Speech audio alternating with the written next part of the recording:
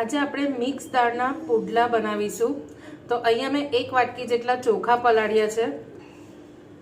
મગની દાળ છોતરા વગરની, ત્રણેયનું માપ સરખું જ છે। અને ચણાની દાળ છે, ચણાની દાળ। આ ત્રણેય વસ્તુ મેં 6 કલાક માટે પલાળેલી છે। ત્રણેયનું માપ પણ એકદમ સરખા જેવું જ છે। આ બધી જ દાળમાંથી પાણી કાઢીને ચોખા, મગની દાળ અને ચણાની દાળ ત્રણેય વસ્તુ આપણે આ રીતે મિક્સરમાં વાટી દઈશું। તમે ભેગી વાટશો તો પણ ચાલશે, મોટું મિક્સર હોય તો। સાથે જ આપણે આદુ, મરચાં, લસણ પણ વાટવામાં જ નાખી દઈશું। 2-3 પત્તા લીમડાના પણ આપણે નાખીશું અંદર। તો બધું તમારે ભેગું જ પીસવાનું છે।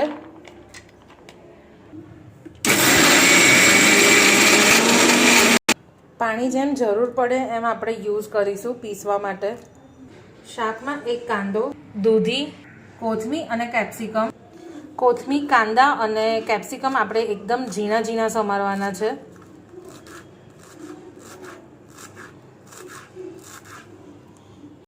અને બેટરમાં આપણે એડ કરી દઈશું। દૂધી એકદમ જ કૂણી છે, તો દૂધીને છોલીને આપણે આ રીતે દૂધી આડી રાખીને છીણવાની છે, જેથી તેની ચીરી છે લાંબી અને જાડી નીકળે। આ રીતે તો બેટરમાં આપણે બધી જ દૂધી, કાંદો અને કેપ્સિકમ એડ કરીશું। 1 લીંબુ નીચવી દઈશું। અહીંયા જે બેટર છે, જે આપણે દાળ વાટી, એને મેં જરાય રવા નથી દીધી, વાટીને તરત જ એની અંદર હું શાકભાજી એડ કરું છું। તે સિવાય આપણે 1 ચમચી જેટલા તલ એડ કરીશું। થોડી ખાંડ ઓપ્શનલ છે, થોડી હિંગ, 1 ચમચીથી વધારે લાલ મરચું પાવડર, મીઠું 1 ચમચી, હળદર 1 ચમચી, ધાણા જીરું 1 ચમચી અને ઉપર થોડા એક્સ્ટ્રા। બધો જ મસાલો આપણે મિક્સ કરી દઈશું। અહીંયા મેં બહુ જ લિમિટેડ શાકભાજી નાખ્યા છે। આ સિવાય તમે ફણસી નાખી શકો છો, લીલી ડુંગળી, લીલું લસણ, ગાજરની છીણ કરીને નાખી શકો છો। તે સિવાય એકદમ બારીક સમારેલા ટામેટાં એડ કરી શકો છો। તો તમને જે શાકભાજી ભાવતા હોય, જે તમે આ રેસીપીમાં એડ કરી શકતા હો, એ બધા જ શાકભાજી તમે આની અંદર એડ કરી શકો છો। તે સિવાય થોડી તુવેરની દાળ પણ તમે આની અંદર એડ કરી શકો છો। અહીંયા મેં ખાલી ચણાની દાળ, મગની છોતરા વગરની દાળ અને ચોખા જ લીધેલા છે બેટર બનાવવા માટે। અને બેટરને આપણે 5-6 કલાક જે ચણાની દાળ છે, કઠોળ છે અને ચોખા છે, એને આપણે 6 કલાક પલાળીને પછી સીધું વાટી દીધું છે। અને વાટ્યા પછી આપણે તરત જ હવે પુડલા બનાવવાના ચાલુ કરીએ છીએ અંદર શાકભાજી એડ કરીને। તો અહીંયા મેં જે બેટર બનાવ્યું, વાટીને કઠોળ વાટીને જે બેટર બનાવ્યું, એને હું જરાક પણ આથો આવવા માટે કે એવી રીતે હું રાહ નથી જોતી। તરત જ હવે આપણે પુડલા બનાવવાના ચાલુ કરીશું। તમને એવું લાગે કે એકદમ ઘાટું છે, તો આની અંદર તમે થોડી છાશ એડ કરી શકો છો। તો હું થોડી છાશ એડ કરીશ થોડું પાતળું કરવા માટે।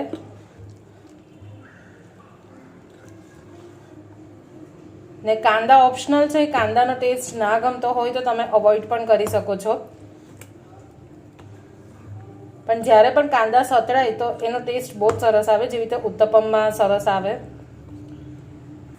ગેસ ઓન કરીને આપણે તવી છે એને થોડી તેલવાળી કરીશું। તો બેટર આપણે આ રીતે સ્પ્રેડ કરીશું। આને તમે ઢોસાની જેમ વગર ઢાંકીએ પણ આપણે ચડાવી શકીએ છીએ, કૂક કરી શકીએ છીએ। પણ જો આને ફટાફટ સ્પીડમાં ચડાવવા હોય તો તમે આ રીતે ઢાંકણું પણ યુઝ કરી શકો છો। આ રીતે ઢાંકણું પણ। તો 1 ચમચી જેટલું થોડું તેલ ઉપર એડ કરીને આપણે તેને ફ્લિપ કરી દઈશું। તો આપણે એક બાજુ ચડતા 1 થી 2 મિનિટ જેટલો સમય થશે।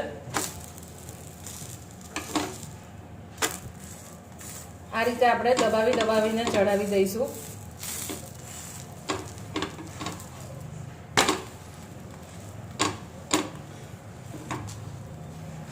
તે સિવાય તમે આ રીતે ઢાંકીને પણ કરી શકો છો, તવી ઉપર જ ઢાંકી દેવાનું। અને જ્યારે ફ્લિપ કરવું હોય ત્યારે આ ઢાંકણું ઉચકીને ફ્લિપ કરીને પાછું ઢાંકી દેવાનું। તો આનાથી બહુ ફટાફટ સ્પીડમાં થશે જો તમારે વધારે બનાવવાના હોય તો।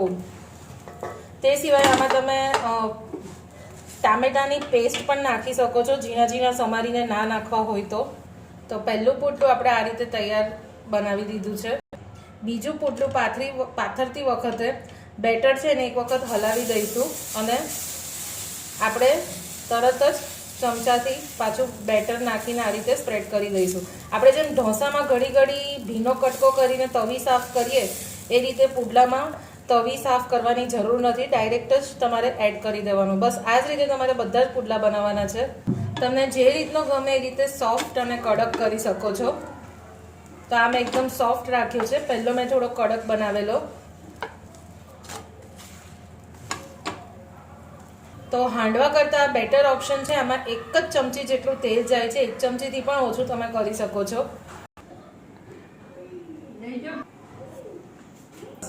કેવું લાગ્યું કૌસ્તુભ?